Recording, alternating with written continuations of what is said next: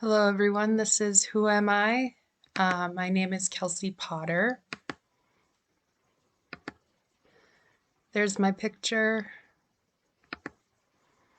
Little about me, I was born and raised in Arizona. I lived here all my life. I think it's one of the most beautiful states and I love the hiking opportunities that are available to us. I love learning. This is actually my second time back in school and I'm excited to get started learning about the stars and all that.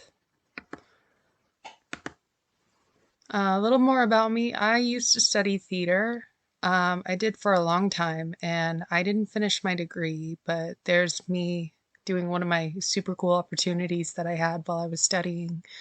I did the Vagina Monologues downtown and I thought it was just a blast. There's me. I shaved my head.